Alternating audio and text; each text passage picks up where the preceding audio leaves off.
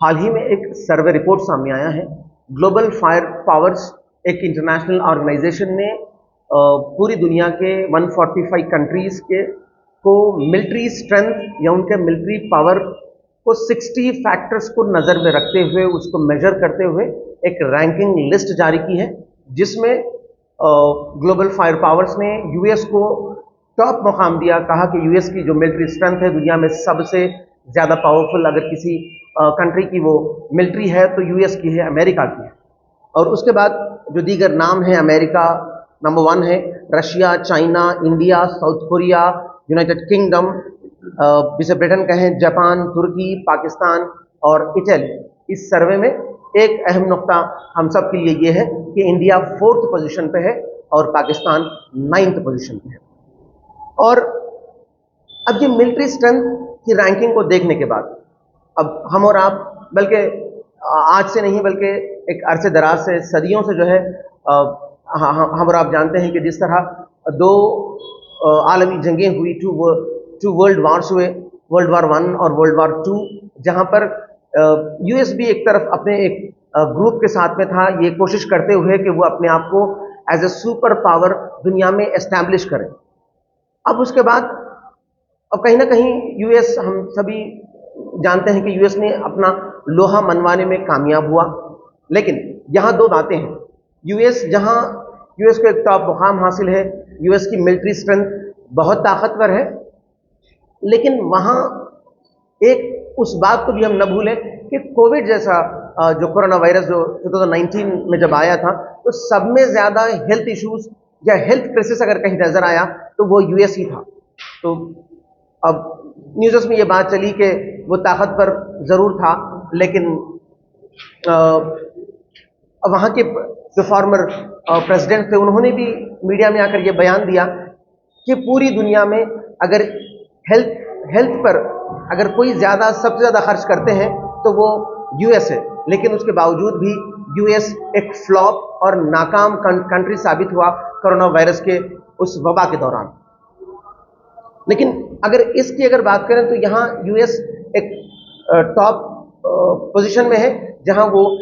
दुनिया की पूरी मिलिट्रीज में सबसे आगे है।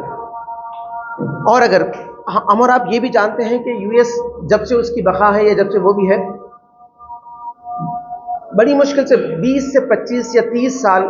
कुछ यूएस जंगों से दूर रहा होगा। जितने भी वहाँ प्रेसिडेंट्स आए, जॉर्ज बुश, फिर उसके बाद बराक ओबामा है, या जो भी और भी आए, आज भी जो बाइडेन है, तो ये सब के सब जंगों में शामिल रहे। क्या वजह है कि एक कंट्री हजारों किलोमीटर दूर दूसरे कंट्री पर वहाँ हमलावर है। अब उसके पीछे बहुत सारे वजूहात हो सकते हैं, लेकिन एक वजह वो यूएस से कुछ भी बयान करे, एक वजह हम कह सकते हैं कि यूएस अपॉर्चुनिस्ट और मेटेरियलिस्टिक है।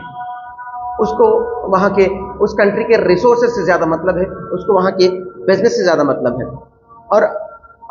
चलिए वर्ल्ड वार 1-2 को छोड़ दो, आगे अगर रिसेंटली अगर बात करें, ये जो सिनेरियो है, ये 21st सेंचुरी का सिनेरियो की अगर बात करें तो 2000 से लेकर आज 2024 है, ये 24 साल में भी यूएस किसी साल कोई दिन यूएस का खाली नहीं है कि वो जंग में शामिल नहीं है। आप 21st सेंचुरी की अगर हम जो बात कर रहा हूँ मैं, जहाँ अफगानिस्तान वार है, अफगानिस्तान के बाद यूएन का intervention Yemen, Iraq, north west Pakistan, then Somalia, Libya, Uganda, Niger, Syria, और अभी जो चल रहा है रिसेंटली जो करंट सिनेरियो है वो है इसराइल फ़लस्तीन की जंग। और मुझे बहुत अफसोस के साथ ये कहना पड़ रहा कि एक ताकतवर मिलिट्री अमेरिका की, वो एक जालिम का साथ दे रहे, इसराइल का साथ दे रही है, और वहाँ जुल्म बर्बरियत 100 दिनों से भी ज़्यादा अब हो चुके हैं। हम कह सकते हैं कि 4 महीने के करीब कह सकते हैं कि वहाँ जुल्म बर्बरियत उन मासूमों पर ढाई जा रही है, और पोस्टर बॉय तो बन के बैठा इसराइल है, लेकिन उसको पूरा सपोर्ट यूएस का है। और यूएस के अलावा और दीगर कंट्रीज भी हैं जो इसराइल को सपोर्ट कर रहे हैं कि वो बेचारे ये सिविलियंस पर, अगर जंग होती, 2 मिलिट्रीज के दरमियान बॉर्डर पे जंग होती, तो हम इसे ज़रूर जंग कहते, लेकिन सिविलियंस पे बॉम्ब्स डाल देना, उनको गोलियों से उड़ा देना, उनकी नाकाबंदी कर देना, उन्हें नजरबंद कर देना, उन्हें कैद कर लेना, बच्चों को मार देना, बूढ़ों को, किसी किसी को शुमार ही नहीं करना, तो ये एक ह्यूमैनिटेरियन क्राइसिस है। बल्कि हमारे जो आज के इंटेलेक्चुअल्स हैं, जो हिस्टोरियंस हैं, उनका ये कहना है कि ये जेनोसाइड है, ये नस्लकशी है, कि अमेरिका ये चाहता है और इसराइल और अमेरिका ये चाहता है कि जमीन के इस नक्शे से फ़लस्तीन ही ख़त्म हो जाए, और फ़लस्तीन और इसराइल की जो जंग है उसके बारे में कोई ये बहुत बात वाज़ेह है और रोशन है कि इसराइल फ़लस्तीन में एज ए रेफ्यूजी वो पहुँचे, और वहाँ पहुँचकर वो आहिस्ता आहिस्ता फ़लस्तीनियों पर या फ़लस्तीन पर ये काबिज़ होने लगे। अब वो जो काबिज़ होने लगे, उनको साथ है ये दुनिया की पावरफुल कंट्री अमेरिका का, और आज यूके भी साथ में है उनके, और दीगर कंट्रीज़ भी साथ में हैं। अब और यहाँ ये जंग में फ़लस्तीन मजलूम है, और फ़लस्तीन को ही जीत हासिल होगी, और फ़लस्तीन हक़ पर है। और सवाल ये है कि पावरफुल कंट्री होने के बाद अगर, और ये कहा जाता है कि जो माइटर है, जो ताकतवर है, उसको चाहिए कि वो कमज़ोर का साथ दे, लेकिन यहाँ अमेरिका उसके बरखिलाफ बरक्स वो इसराइल को साथ दे रहा है, जो कि जालिम है और फ़लस्तीन की ज़मीं पर काबिज़ है। अब और हम इसका कंपैरिजन इंडिया के जो 200 साल जो ग़ुलामी के गुजरे हैं, जो फ्रीडम स्ट्रगल जो इंडिया में रहा है, वो भी सेम ऐसी था। ब्रिटिशर्स इंडिया को आए थे, जो अंग्रेज़ आए थे, वो बिजनेस के गर्ज से आए थे, Aahista Aahista east India company, और उसके बाद फिर एक किंगडम बनकर जो है वो उभर कर सामने आया, और इंडिया की ज़मीन पर वो काबिज़ हो गया, और वो बिजनेस करने लगा, वो लूटने लगा, वो मारने लगा, वो काटने लगा, वो बम गिराने लगा। तो यही सेम हाल है आज फ़लस्तीन का। इजराइल फ़लस्तीन पर काबिज़ होकर फ़लस्तीनियों पर जुल्म ज़्यादती कर रहा है, उनकी ज़मीनें कब्जा, उनके पानी पर उसकी हुकूमत, और उनके चलने फिरने पर, उनके उठने बैठने पर, उनके कारोबार पर, उनके सियासी मसाइल में, उनके अंदरूनी मसाइल में, उनके दीन में, इस सारे मामलात में आज इसराइल वहाँ पर काबिज़ है। और वहाँ हम कह सकते हैं कि फ़लस्तीन अपनी जंग आज़ादी लड़ रहा है, जिस तरह हिंदुस्तानियों ने अपनी जंग आज़ादी लड़कर अंग्रेज़ों को मार भगाया और अंग्रेज़ हार गए। एक रोज़ ये आया कि हिंदुस्तान आज़ाद हो गया, और यहाँ भी वही होगा कि फ़लस्तीन